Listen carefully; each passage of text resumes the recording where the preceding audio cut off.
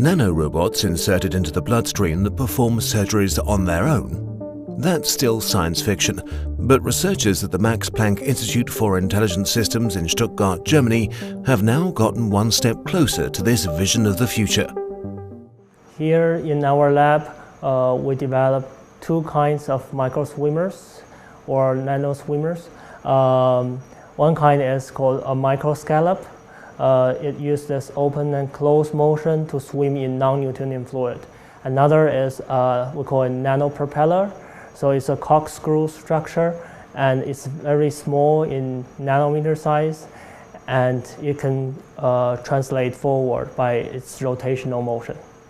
The microscallop is 600 micron in length and 300 micron in width. Comparing to a human hair is normally 100 micron in diameter, so it's 3 times a human hair. And the nanopropeller is even smaller. It's at nanometer scale range, so the diameter of the nanopropeller is only 100 nanometer, and the length is 400 nanometer. The movement of nanoswimmers had the researchers facing a challenge.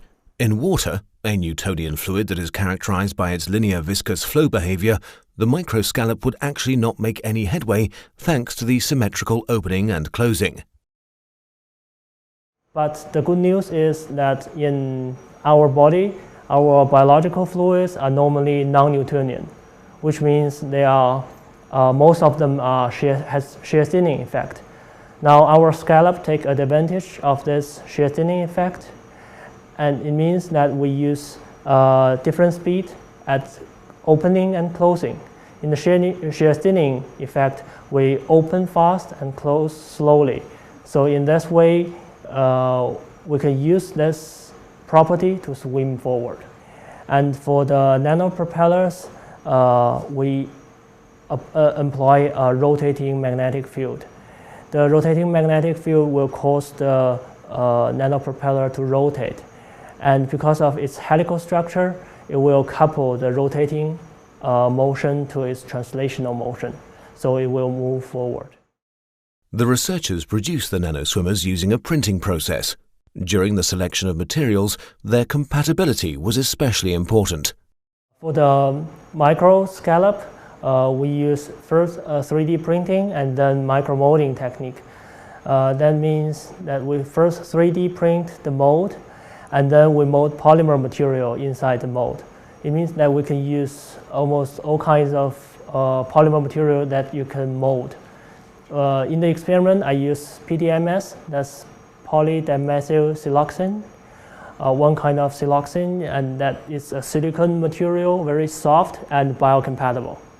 For the nanopropellers, we use inorganic materials, for example, silicon dioxide, titanium oxide, or silicon. And for the magnetic material we use in the nanopropeller, we use nickel or cobalt.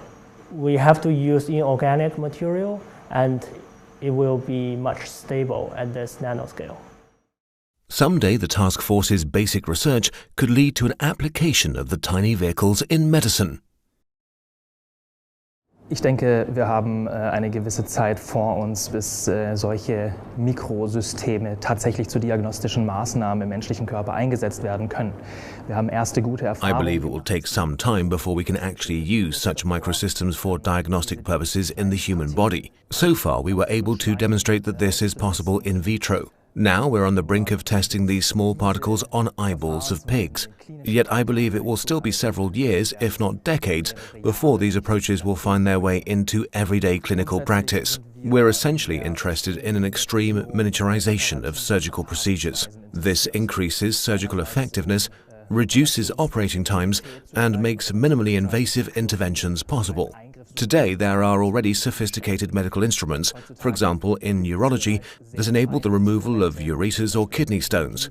However, these interventions always involve anesthesia.